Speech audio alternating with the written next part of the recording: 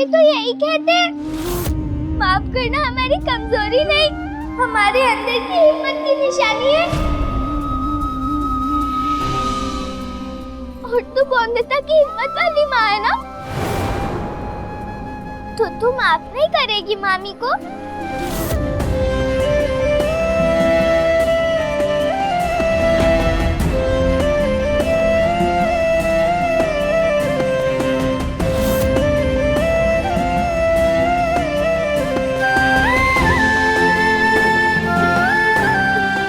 वंदिता,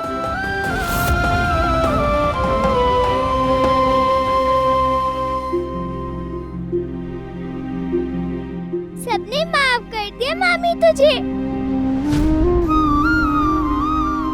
अब तो मुस्कुरा देना मामी।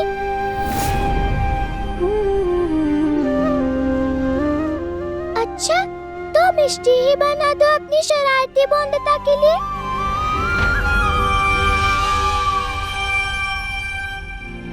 माँ,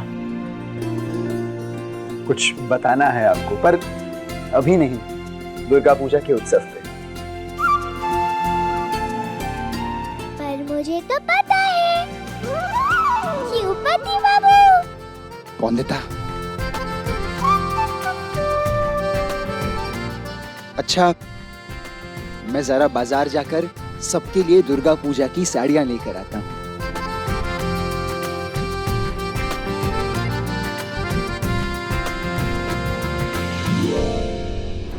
वंदिता को बचाने के लिए धन्यवाद माँ। आज से आप सिर्फ वंदिता की दुर्गा माँ नहीं, मेरी भी दुर्गा माँ हैं। और मैं जानता हूं आप हर औरत में बसती हैं। हर औरत आपका यानी दुर्गा माँ का रूप होती है। और आज जरूरत है हर आदमी, हर इंसान को ये समझने की कि हर औरत में दुर्गा माँ का वास होता है। ये समझने की कि अगर वो किसी औरत का सम्मान नहीं कर रही तो वो आपका यानी देवी माँ का सम्मान नहीं कर रहे। और जिस दिन ऐसा हो जाए उस दिन ना कोई हीरा मंडी होगी और ना कोई छोड़ी हुई औरत। जमाई बाबू जो लाल सादा साड़ी लेके आए थे, वो सब कहाँ है?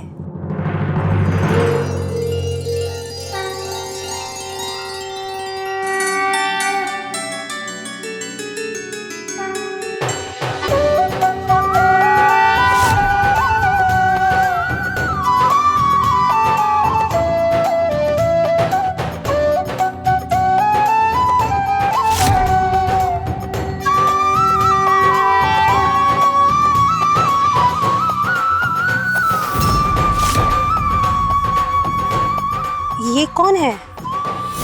ये सुरैया दीदी है, ये रमैया दीदी है, जुड़वा बहनें हैं दोनों। ये बादल और ये भोली और ये इलायची, ये सब हीरा मंडी में साथी मेरे।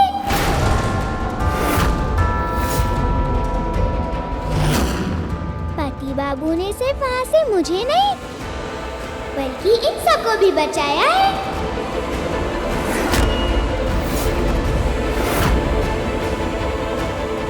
कोठे की लड़कियां दुर्गा पूजा में कैसे आ सकती है? इससे दुर्गा पूजा का अपमान नहीं होगा?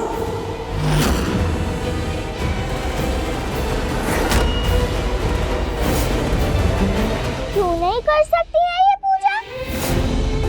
और इनके पूजा करने से पूजा अपवित्र क्यों होगी?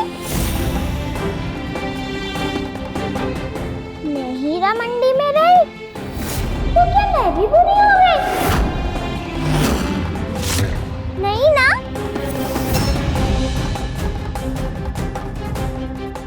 और ये तो सब बहुत अच्छी है। इन सब की मदद के बिना हम बचकर निकल पाते क्या हीरा मंडी से? और मैं अगर छोटी दुग्गा हूँ तो ये दुग्गा रूप नहीं हुई माँ।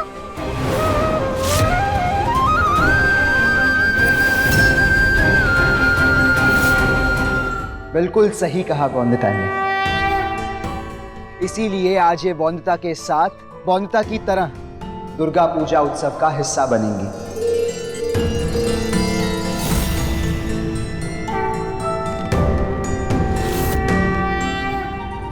जमाई बाबू, हमारे मान लेने से इन पे से अपवित्रता का दाग मिट जाएगा।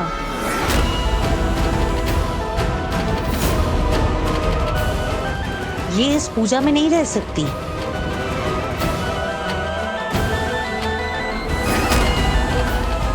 रमैया, सुरैया, रुकिए। आज आपके बिना ये पूजा नहीं होगी।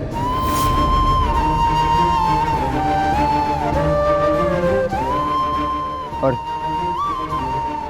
आप तो मुझसे बेहतर जानती हैं ना, दुर्गा पूजा की मूर्ति जब बनती है तो उसकी मिट्टी इनके यहाँ से आती है।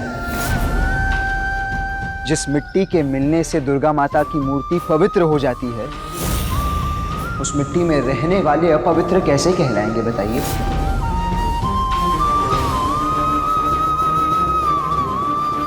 मामूली से फल और मिठाइयां माँ के सामने रख देने से प्रसाद कहलाते हैं। तो आज ये भी दुर्गा माँ के सामने हैं, तो इन्हें हम इंसान भी नहीं समझ सकते क्या?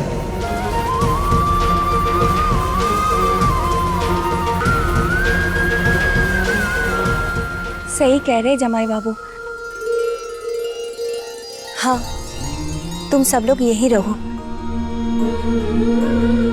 जैसे ये बौंदिता का मायका है, आज से ये तुम्हारा भी है।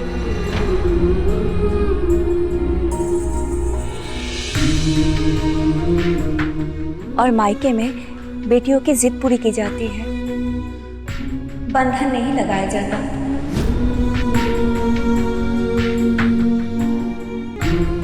दुर्गा पूजा में तुम लोगों का स्वागत है, अच्छे से मनाओ।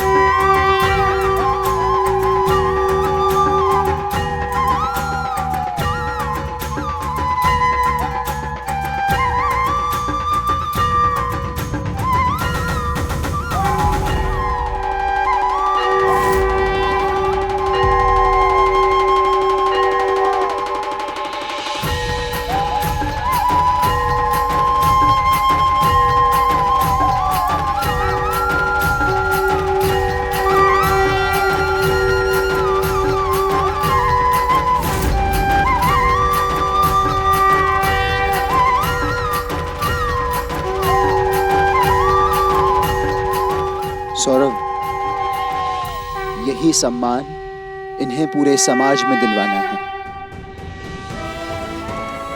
भले ही इनके परिवारों ने इन्हें ना अपनाया हो, पर हम बनाएंगे इन्हें आत्मनिर्भर।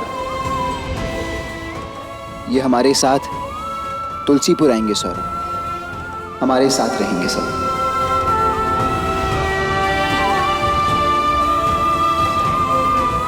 जी, बात तो बिल्कुल सही कहा आपने, लेकिन ये रहेंगी कहाँ?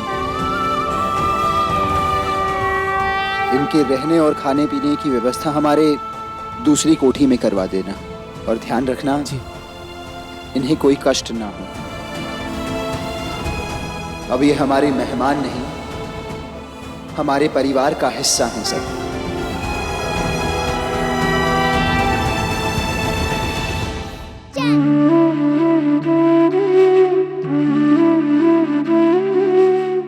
माँ, अगर आपकी आज्ञा हो तो हम तुलसीपुर के लिए निकलना चाहते हैं। मन तो कर रहा है मैं अपनी बौंदिता को कुछ पल और रोक लूं, पर काली पूजा पे घर की बहू ससुराल पे पहुंचे, इससे शुभ कुछ और हो सकता है भला? वंदिता, जा तुलसीपुर जाने की तैयारी कर, अपनी ससुराल। तुलसीपुर जाऊंगी मैं। रुक वंदिता। अब और रुक नहीं सकती मैं यहाँ। जल्दी से काका ससुर जी, बट्टू, भारी बाबू, कोयली दीदी, सोमनाथ दादा, सबसे मिलना है मुझे। सौदामिनी को जिंदगी भर की शर्मिंदगी से बचाने का सिर्फ एक यही रास्ता है। तुम्हें विवाह करना होगा सौदामिनी से। तुलसीपुर पहुंचने से पहले मुझे वंदिता को सब कुछ बताना होगा। हाँ। वंदिता,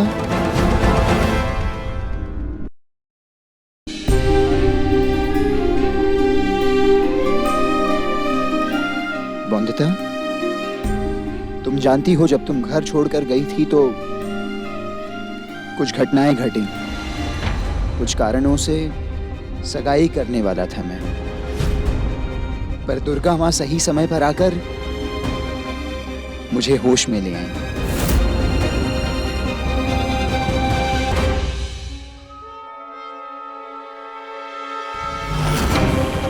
जानती हूँ पति बाबू, जब मैंने ये देखा था तो बहुत गुस्सा आया था मुझे।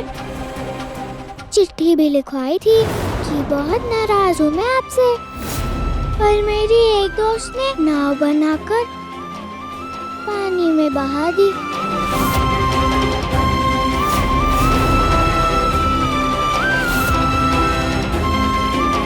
पर अब कोई गुस्सा नहीं है मेरे दिल में, क्योंकि जानती हूँ मैं कि मेरे पति बाबू कभी कुछ गलत नहीं कर सके मेरे साथ।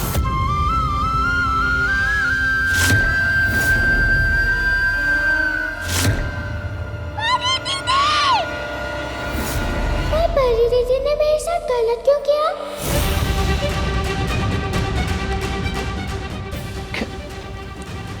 क्या गलत किया तुम्हारे साथ में वंदिता? परी दीदी अच्छी नहीं है, बुरी दीदी बन गई है। आपको पता है, जब हीरा मंडी में ताराबाई से बचकर भाग रही थी मैं, तो उन्हें वहाँ देखकर आवाज दी थी मैंने। मेरी आवाज सुनकर वो मुड़ी थी, पर रुकी नहीं, मदद भी नहीं की मेरी।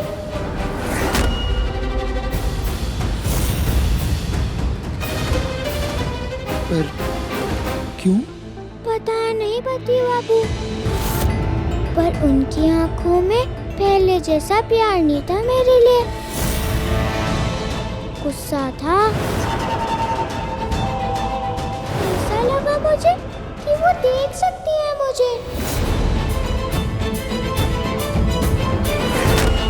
पर फिर भी ताराबाई से बचाने के लिए मेरे पास नहीं आई वो। लगा ही नहीं कि मेरी प्यारी परी दीदी मेरे सामने है।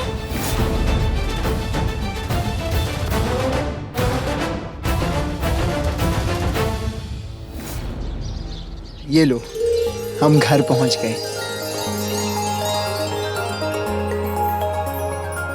पति बाबू, इतनी साज सजावट किसके लिए? तुम्हारे लिए वंदिता।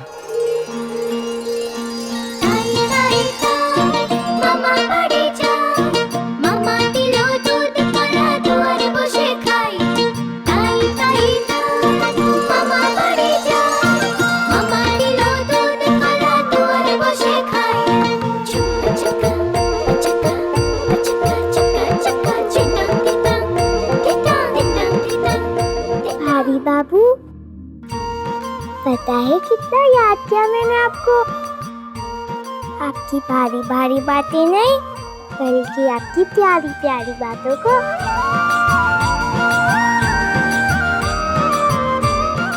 और कोयली दीदी और आपके हाथ के स्वादिष्ट खाने की बहुत याद आई मुझे। और मेरी याद नहीं आई?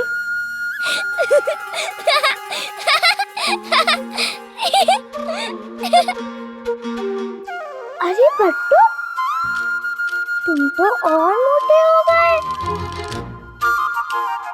मैं नहीं थी ना, तो मेरे पीछे भागने वाला व्यायाम छूट गया होगा।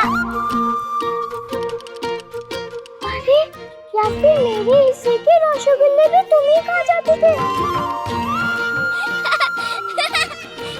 यार देखो ना, वो नहीं आते ही चिढ़ाने लग गई है।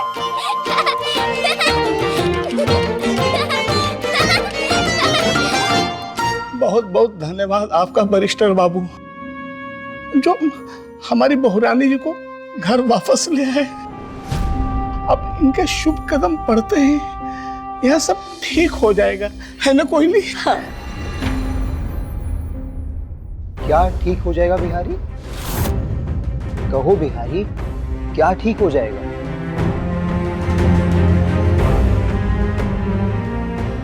मैं कह रहा था बैरिस्टर बाबू कि घर की दुर्गा लौट आई है, घर की रौनक भी तो वापस आएगी ना छोटे मालिक।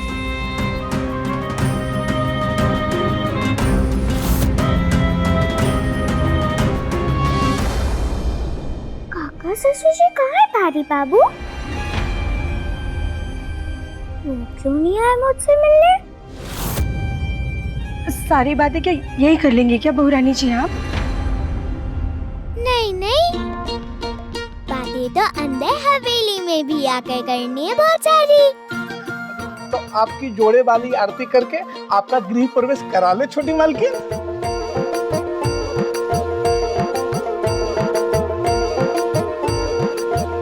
काका ससुर जी ने कहा है ना ये सब करने के लिए बारी बाबू। ठीक है, अब बिल्कुल चुप रहेगी ये बोंदेता। जानती हूँ, एकदम अच्छी बहू और कुशल गृहिणी जैसे हवेली में आऊंगी, तभी आएंगे ना काका ससुर जी अपनी बोंदेता बहू से मिलने।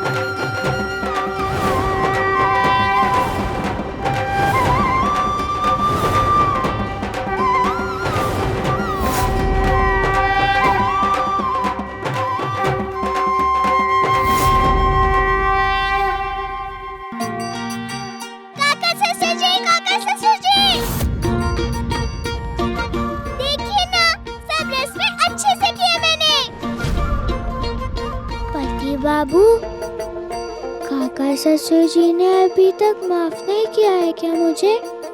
नहीं बोल।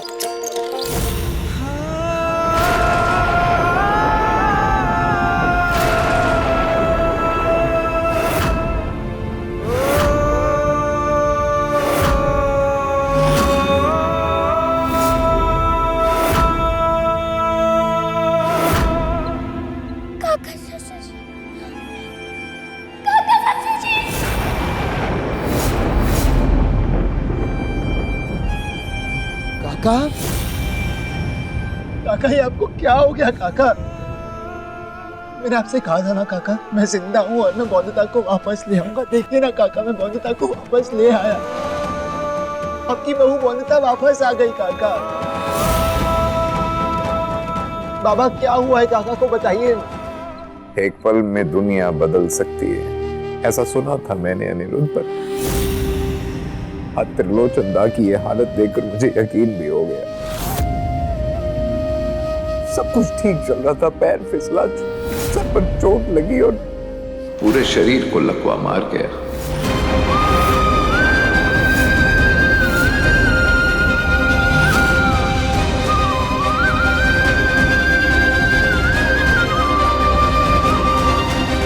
आप चुप क्यों बैठे काका ससुर जी? बात नहीं करनी है क्या आपको अपनी बहू से? गुस्सा है आप मुझसे? अच्छा तो यही कह दीजिए कि मुझे कि चुप! तर्क कुतर्क करना बंद करोगी तुम कभी? देखा कि तर्क करवा लो इस लड़की से, या फिर यही समझा दीजिए कि लूची गोल गोल बननी चाहिए। लूची तो बना लोगी ना बहू, आटे में पानी डालना है, फिर ऐसे गोल गोल गोल कलाई घुमानी है, आटा गूंज जाएगा। कितने दिनों बाद लौटी हो, घर के नियम ही बता दीजिए ना दोबारा। प्यार से कुछ समझा दीजिए या डांट ही दीजिए। पर कुछ तो बोले ना आप काका ससुर जी, बोलिए ना। बोलते क्यों नहीं हो? बोलिए ना।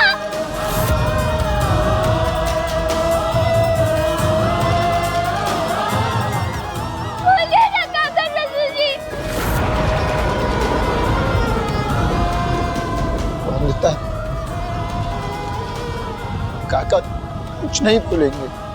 नहीं बंटी बाबू,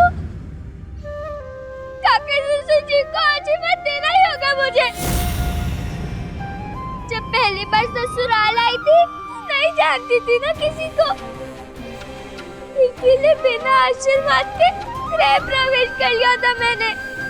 पिता की तरह इस घर में अच्छी बहू बनकर रहना सिखाया था मुझे काका ससुर जी ने। तो आज कैसे काका ससुर जी के आशीर्वाद के बिना गृह प्रवेश करेगी ये बौद्धता? नहीं, नहीं करेगी।